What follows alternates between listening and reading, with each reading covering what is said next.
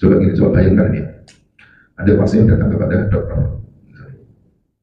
Pak, saya bla bla bla, kemudian kami itu penyakitnya ini obatnya, kasih resep. Setelah dia baca, bilang pada sini, pusat dari dokter. Terus dia tanya begini, Pak, beli? Enggak. Saya percaya dengan obat itu dokter saya. Kamu ada mau beli? Enggak. Kenapa? Oh tidak. Gitu. Lalu kemudian saya membelikan. Pak, diminum? Enggak, saya mau minum. Kamu percaya enggak? Percaya. Coba bayangkan. Bahkan mungkin resepnya itu dibuang. Gimana? Coba bandingkan dengan kalau orang datang ke restoran dokter tadi lalu beli resep. Dia percaya. Apalagi dia segera membelikan. Apalagi kalau penyakitnya gawat, harus segera minum obat itu dan dalam tanda kutip dia yakin bahwa resep itu benar. Kalau dia percaya resep itu benar, tidak bohongi, tidak dusta, pastilah dia akan membelikan kalau dia punya uang. Apalagi diberi secara gratis, langsung diminum. Tapi kalau dia ngomongnya, saya percaya itu dokter hebat, dokter bagus, tapi saya tidak mau minum, ya berarti apa? Dia tidak percaya sesungguhnya. Omongan doang. Jadi rasa percaya itu bahkan mau membayari dokternya itu. Cuma rasa bilang, kasih obat, cuma rasa saya percaya nih, ya kepada si dokter itu. Nah, ini kalau kita lihat Quran itu dalam itu obat resep juga, namanya syifa. Wa nazzilu minal Qur'ani ma huwa syifaa'un wa rahmatul lil mu'minin. Kami turunkan kitab itu berupa obat. Obat itu kalau orang sakit akan diminum. Dia percaya, dia percaya. Tapi tidak mau mengamalkan. Bahkan bukan tidak mau mengamalkan, mengancam orang yang akan menerapkan. Kira-kira ini bagaimana bertanya? Coba bayangkan lagi. Kalau ada orang komunis ditanya, Anda komunis dia, berarti setuju Anda dengan komunis? Tidak setuju ya. Berarti komunis benar kan palsu? Kamu komunis saya 100% saya ini asli komunis. Berarti Anda setuju dengan sistem komunis diterapkan? Tidak setuju. Berarti palsu. Ada orang sekuler, kamu sekuler? Iya. Asli saya. Berarti setuju kalau sistem sekuler diterapkan. Nah, saya itu sekuler, tapi saya itu paling anti kalau sekuler diterapkan. Ini sekuler benar atau sekuler palsu? Bayangkan kalau ada orang Islam, ada Islam 100%. Berarti Anda setuju dengan Islam? Saya meskipun Islam paling anti dengan syariat Islam. Islam benar atau Islam palsu? Nah, sekarang itu seperti itu. Jadi kita merasa aneh, kok dia mau syariat komunis sejati, tapi nggak menerapkan hukum komunis, bahkan dia menolak komunis. Ya berarti komunis. Saya sekuler sejati, tapi dia, saya meski sekuler sejati, saya paling anti, saya paling tentang sekulerisme. Berarti apa? Palsu. Saya ini Muslim sejati, tapi saya ini paling anti dengan Islam. Saya Islam benar bukan? Jadi yang disebut ingkar penawaran pengingkaran dari Allah ini. Tidak mungkin kalau Islam itu seperti itu. Orang iman itu seperti itu. Allah bukan mengatakan bahwa hukum Allah itu wajib diterapkan. Kalau dia menentang, berarti tidak beriman. Begitu ini ya. Maka disebutkan ada inkarum minallahi ta'ala. Bahkan disebutkan meski ayat itu adalah untuk tadi siapa tadi Kabin Aslam dan Asrof tadi dan Tobu tadi, ayat ini kami dalam tafsir yang lain, tafsir yang Az-Zuhaili. Wal ayatu a'ammun dzalika kulli. Ayat ini lebih mudah dari semua itu. Fa inna hadzal liman 'ala al-kitab wa sunnah. Ayat ini memberikan dalam memberikan celaan. Celaan siapa? Liman ada kitab dan sunnah, para orang yang menyimpang dari kitab dan sunnah. Ya, walaupun dia masih berhubungan minal batin. Jadi ini celaan yang keras kepada orang menyimpang dari kitab dan sunnah. Sebenarnya dia itu mau berhubung kepada selain keduanya. Misalnya ini kalau saya Muslim, tapi tidak setuju apa? Sekuler. Nah itu kira-kira Islam gitu. Saya ini Muslim sejati. Tapi itu Islam enggak. Jangan bicara sekuleris berarti bukan Islam. Kira-kira begitu. Jadi sudah menolak paling dari Allah dan Rasulnya, lurus kitab dan sunnah, tetapi sebaliknya dia justru bertahkim meminta kecenderungan pada ilama siwahuma minal batil.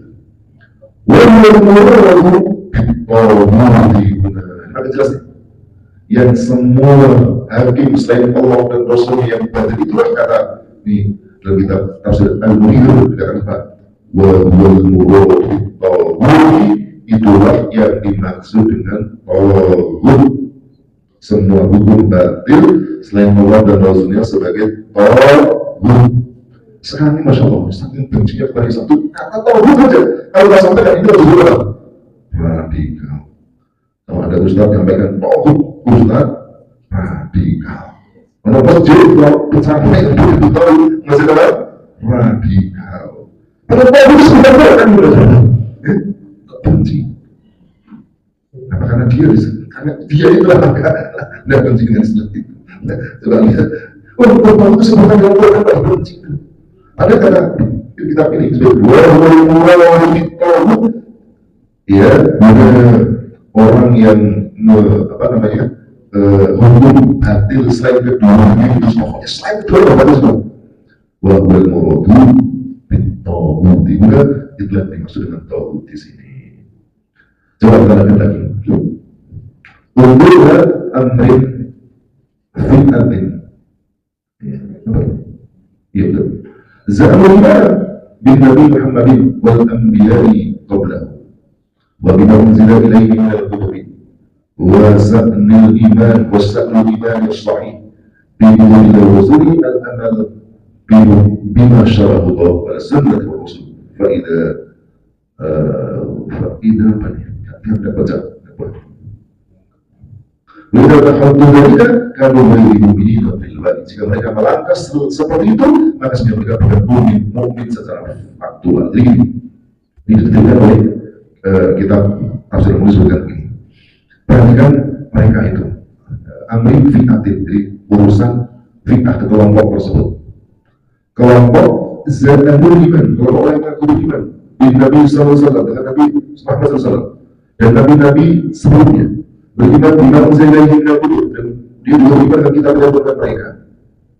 Ngakunya beriman kepada Rasulullah Sallallahu Alaihi Wasallam. Ngakunya beriman kepada Al-Quran. Ngakunya beriman kepada para nabi sebelumnya dan kitab-kitabnya. Apa? Ngakunya doang.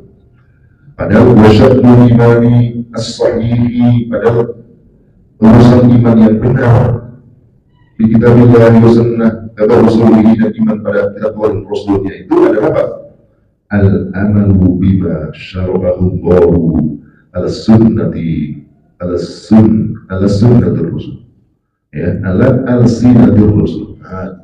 Padahal iman yang benar itu adalah mengerjakan apa yang disyariatkan Allah melalui al-sinatul rasul, lisan-lisan para rasul. Rasul misalnya dalam soal ekonomi menyebut apa? Al-muslimu masyurakahu fi salasin fil galai fil ma'i wal galai wal nahar. Muslim itu bersama-sama di tiga hal. Apa itu? Air, padang lumpur, dan api. Dari hadis ini kemudian nanti bisa dipahami bahwa ada pemilikan umum yang tidak boleh dimiliki oleh personal individual, oleh korporasi. Nabi tidak mau diikuti. Cara Nabi hanya mengikuti pendapat mungkin siapa, Adam Smith atau siapa segala macam. Nah, orang yang seperti ini yang disebut ayat ini. Mereka justru ketika melangkah melakukan itu, dan mereka menyebutkan mu'minina bil wadi. Maka terusnya secara faktual bukan orang mukmin. Maka perilakunya itu tidak berbeda dengan orang kafir. Coba demokrasi, dari mana demokrasi? Dari kuno yang bertobat diambil lagi lama dalam bahasa. Nah, malu mereka ambil itu. Sementara Islam ada khilafah, justru musuh sistem ekonomi, sistem pendidikan, sistem pidana dalam Islam ditinggalkan, justru mengambil yang lain-lain dari selain Islam. Inilah sebenarnya yang ditelah dalam ayat ini. Haulul munafiqin illam yaqbalu ankum dan Nabi sallallahu alaihi wasallam melihat wadawani minal kahina kai Barzah al-Aslami yang itu mislu Ka'ab bin Ashraf ya alladhi sumiya tawuran li fradihi fit tuhyani wal adawatin Nabi sallallahu alaihi wasallam.